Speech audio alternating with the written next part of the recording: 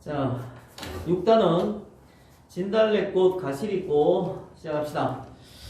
두 작품이 왜 실렸을까라는 부분에 우리가 집중을 해야 되는데, 이 두 작품이 교과서에 같이 실어 놓은 이유는, 이 첫 번째 이유는 바로 이별의 정환이라는 부분이 연결될 수 있습니다. 이별의 정환. 그래서 이별의 정환이라는 것은 이별의 한해 정서, 한해 감정. 그러니까 이 가시리가 고려가요고 얘는 현대시입니다. 그러면 고려가요의 그 이별의 정환을 그 현대시에 이어받았다라고 볼 수 있겠습니다. 그죠? 그래서 이별의 정환을 노래한 부분에서 잘 이어받았기 때문에 두 작품을 비교를 하는데, 또 여기서 우리가 그래서 이 김소월의 시를 우리는 전통적이라든지 민요적이란 말을 사용하고 있습니다. 알겠습니까? 전통적, 민요적이란 말을 사용하고 있습니다. 그렇기 때문에 여기서는 전통적이라는 것이 뭐고 민요적이라는 것이 무엇인지를 우리가 잘 살펴봐야 된다라고 볼 수 있겠습니다. 자, 그래서 이 두 작품은 우리 문학의 고유한 특징인 한해 정서를 잘 드러내고 있기 때문에 그 감정을 느끼면서 이 작품을 한번 살펴볼 필요가 있습니다. 자, 먼저 가시리부터 한번 살펴보도록 하겠습니다. 자, 가시리는, 이거는 중요한 점은 바로 뭐냐면 고려가요라는 것입니다. 고려가요는 고려시대 일반 백성들이 불렀던 노래를 고려가요라고 이야기를 합니다. 고려가요의 특징은 선생님이 늘 수업시간에 이야기하죠. 삼, 분, 후. 그래서 삼음보의 율격을 가지고 있고, 분절체의 특징을 가지고 있고, 후렴구의 특징을 가지고 있는데, 이 후렴구를 시험 묻는 문제가 제일 많이 출제됩니다. 그래서 여러분 이건 주관식으로 꼭 기억해야 됩니다. 그래서 후렴구의 기능이 무엇이냐 라는 것을 묻는 문제가 많이 나올 수 있기 때문에 여러분들이 반드시 기억해야 되는 것이 바로 후렴구라는 것입니다. 그래서 일반적으로 삼음보를 기준으로 하고요, 세 글자, 두 글자의 형태로는 332조의 형태가 나타나기도 합니다. 332조, 세 글자, 두 글자인 332조를 기본 음수율로 하고요. 이 분절체 혹은 우린 이걸 분연체라고 이야기를 하는데, 그러니까 1년, 2년, 3년처럼 대체로 몇 개의 연이 연속되어서 잘 나누어져 있다. 그래서 분연체라는 말을 씁니다. 연결돼서 잘 나누어져 있다. 자, 후렴구가 있는데, 후렴구의 내용은, 후렴구가 보면 내용하고 안 맞아요. 여기서는 제 이별의 슬픔을 노래하고 있는데 위증질과 태평성대를 노래하고 있기 때문에 내용이 맞지 않습니다. 그래서 이 후렴구는 특별한 의미가 없습니다. 특별한 의미가 없다라는 것을 꼭 기억하고, 단지 얘는 나중에 이 고려가요가 궁중음악으로 편입됩니다. 궁중음악으로 편입되면서 나중에 추가된 내용이 아니겠는가라고 우리가 추측하는 것입니다. 그래서 얘는 뭐 주제를 강조해준다든지 정서를 드러낸다든지 그런 내용이 나오면 무조건 잘못된 말인 X입니다. 그 대신 단지 운율을 형성하고 리듬감을 연출한다, 뭐 흥취를 북돋운다, 이런 것들이 후렴구의 역할이다라는 것을 반드시 기억해야 됩니다. 자, 본문 한번 살펴보겠습니다. 자, 우리가 끊어읽기를 한번 해보면 가시리 있고 이렇게 했기 때문에 우리가 이게 삼음보의 율격이라고 볼 수 있겠습니다. 알겠습니까? 삼음보의 율격이다. 그 다음에 여기서 나나는 이걸 우리는 뭐라는 여음이라고 이야기합니다. 남는 소리라는 뜻이에요.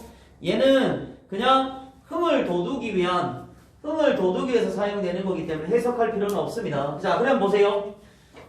하나, 둘, 셋, 세 번 끈을 읽었으니까 얘는 뭡니까? 삼음보 율격이죠. 그 다음, 가시리가 세 글자고, 두 글자니까, 미안합니다. 이 나난이 아니고,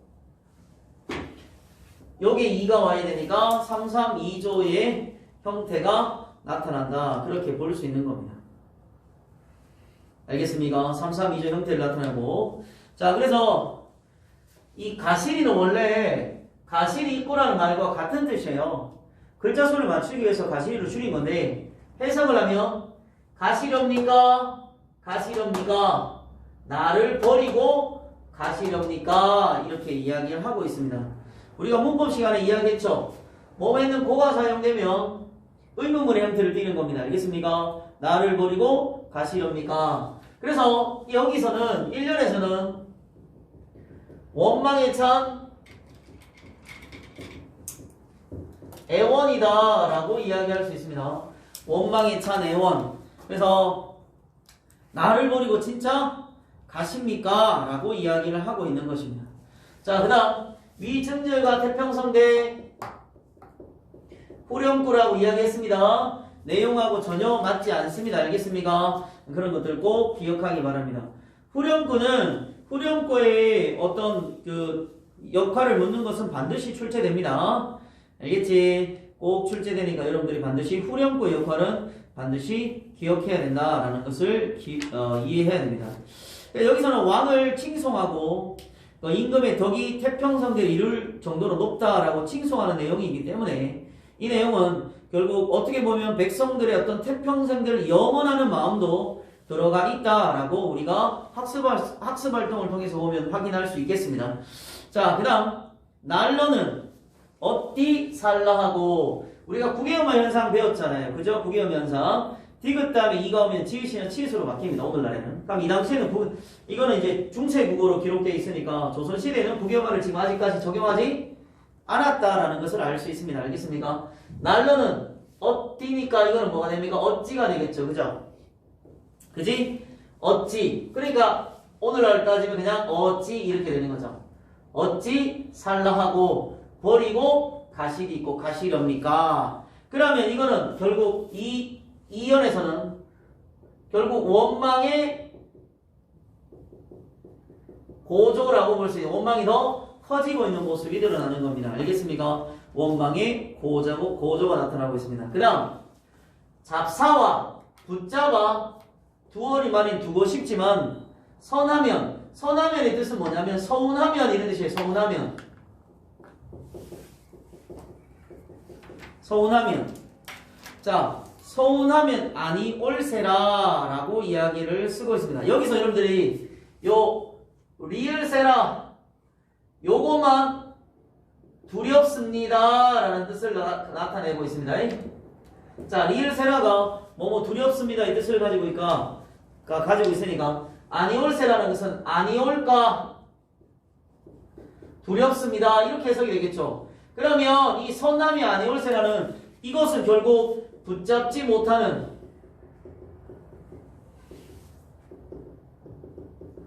이유가 나타난다라고 볼 수 있어요. 이해되겠습니까? 결국 여기서는 뭐예요? 가지마라 하면 이미 어떻게 생각하는 겁니까? 아 짜증나 더 이상 안 와. 아 진짜 안 와. 이렇게 될까봐 잔소리가 될까봐 결국에 뭡니까? 서운함이 아니올까 보내옵니다 라는 말을 쓰고 붙잡지 못하는 이유가 되는 것이죠. 결국 여기서는 감정을 어떻게 표현하고 있습니까? 절제를 하고 있다라는 것을 알 수 있겠죠. 미안합니다. 결제라고 썼네요. 자, 됐습니까? 절제하여 표현하고 있다라는 것을 알 수 있겠습니다. 자, 여기서 또 출제 포인트, 이 서론님의 이 두 가지 해석을 잘 알아야 됩니다. 서론님의 해석의 이 시험 문제에 잘 나오니까 서론님이 누구냐에 따라서 주체가 누구냐에 따라서 어떻게 해석할 수 있느냐가 결정이 되는 것입니다. 서론의 주체를 임으로 본다면 그러면 이별을 뭐 하는 겁니까? 서러워하는 임.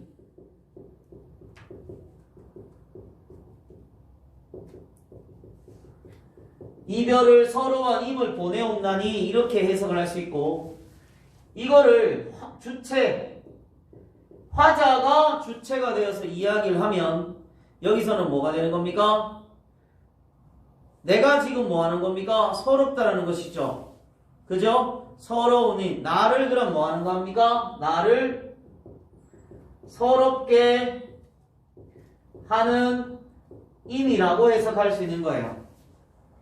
알겠습니까? 그래서 이 두 가지 해석을 여러분들이 반드시 알아야 됩니다. 서로님 보내옵나니 자 마지막에 가시는 듯 돌아오소서 자, 여기서는 가시는 듯 돌아오셔서 뭘 나타내고 있습니까? 재회의 소망을 드러내고 있다라고 볼 수 있는 겁니다. 그래서 다시 돌아와서 뭐 하고 싶다? 만나고 싶다. 그렇게 이야기하고 있죠. 그러면 3년의 주제는 감정을 뭐 하고 있는 겁니까? 절제를 하고 있는 것입니다. 그죠? 절제와 체념이 나타나 있고, 4연에서는 뭡니까? 소망이 되는 거죠. 자, 그래서 재회에 대한 소망이 나타나 있다라는 것을 잘 기억해야 됩니다. 이해되겠습니까? 자, 먼저 고려과의 특징도 하나 넣어야 되지만, 여기서 고려과의 특징을 적용할 수 있어야 되고, 후렴구에 뜬 묻는 문제 반드시 시험 문제 출제됩니다. 선함이 안 올까? 두렵습니다 해서 붙잡지 못하는 이유, 감정의 절제라는 부분도 여러분 꼭 알아둬야 되고요. 서론임 해서 두 가지 부분 꼭 알아야 되고, 마지막에 가시는 듯 도셔서서 돌아오셔서 재회에 대한 소망을 드러내고 있다. 이게 바로 고요, 가요가 되는 것입니다. 그래서 이별의 주제는 뭡니까? 이별의 정한 슬픔이다. 그렇게 이야기를 할 수 있겠습니다.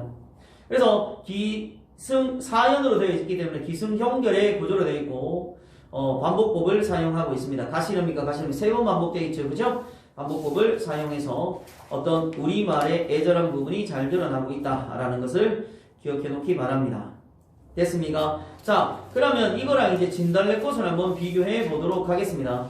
먼저 여러분들 진달래꽃의 의미를 알아둬야 됩니다. 이 진달래꽃이란 제목이 진달래꽃이죠. 이 진달래꽃이 의미하는 바가 무엇일까라는 것을 잘 기억해야 됩니다. 이거는 결국 화자의 분신이 될 수 있고요. 분신이 될 수 있고, 그 다음에 임에 대한 어떤 사랑과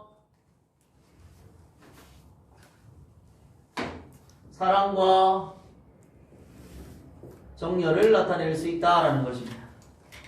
알겠습니까? 사랑과 정열을 나타낼 수 있다라는 것을 꼭 기억하기 바랍니다. 자, 그러면 보세요. 얘도 1년, 2년, 3년, 4년으로 이루어져 있습니다.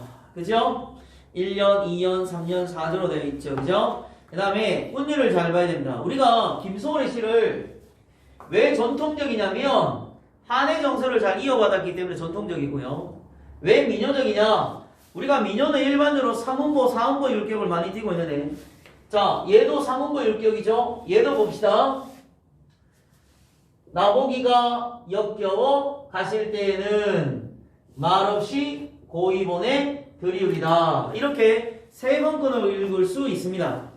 알겠습니까? 3번 끈을 읽을 수 있죠? 그렇기 때문에 얘도 3음보의 율격을 나타낸다라고 볼 수 있겠습니다.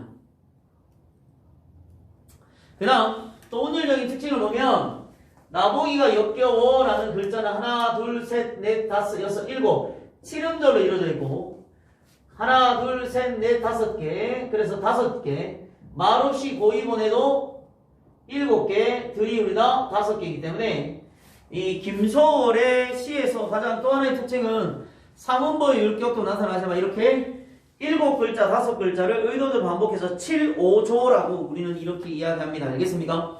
그래서 7-5조의 율격을 띄고 있습니다. 그 다음 또 끝을 어떻게 끝냈습니까? 우리다라는 말을 반복시키고 있죠? 우리다. 4연 중에서 3년이 우리다로 끝났기 때문에 우린 이걸 끝부분에 일정한 음이 반복된다 해서 이걸 가군이라고 이야기를 합니다. 다리각자. 우리가 체육대회 할 때 2인 3각 달리기 하자 이런 말을 쓰죠. 2인 3각. 2명인데 다리가 4개 돼야 되는데 3개 되는 거잖아. 묶었으니까. 됐습니까? 2인 3각이라고 이야기를 합니다. 자, 또 다른 특징이 뭐예요? 딱 봤을 때 여러분들 특징이 뭐냐면 이 나보기와 역겨워라는 부분과 나보기와 역겨워 갔을 때는 이 부분이 동일하다라는 걸 알 수 있죠. 아니, 너무 중학교 때 많이 나왔던 건데 이걸 우리는 뭐라 하냐면 수미상관이라고 이야기합니다. 머리수, 꼬리미, 그죠? 처음과 끝이 서로 같다 그래서 수미상관이라는 표현을 사용하고 있습니다. 알겠습니까? 수미상관. 그러면 수미상관을 왜 사용합니까? 첫째는 주제를 한 번 더 반복해서 쓰므로 주제를 강조할 수 있다는 것입니다. 두 번째는 당연히 시에서 가장 중요한 운율을 형성할 수 있다라는 게 수미상관의 또 뜻이고, 또 어떤 형태의 안정감을 줄 수 있습니다.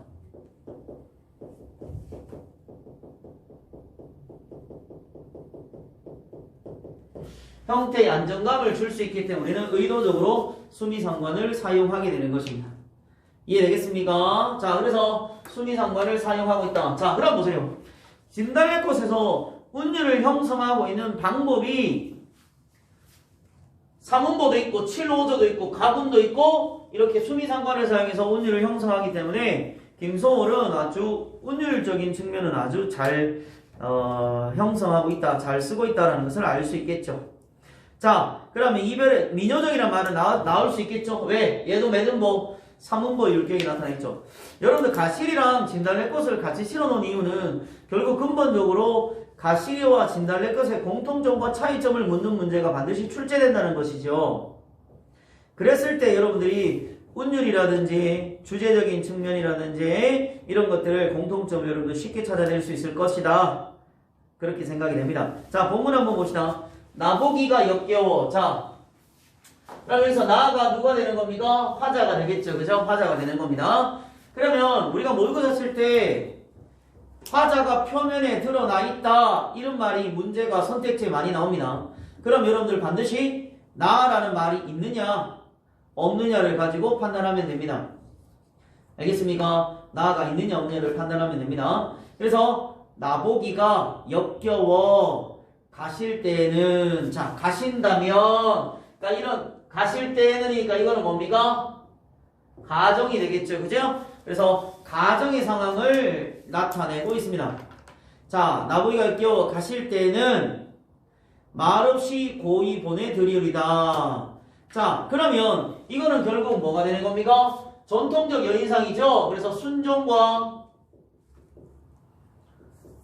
체념이 될 수 있겠고요.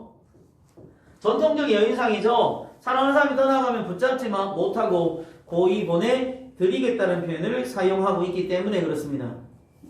됐습니까? 그 다음에 우리가 내면적으로 봤을 때는 사랑하는 사람을 떠나보낼 수 있겠습니까? 없겠습니까? 없겠죠. 그래서 이 시 전체의 어떤 표현은 반어적입니다.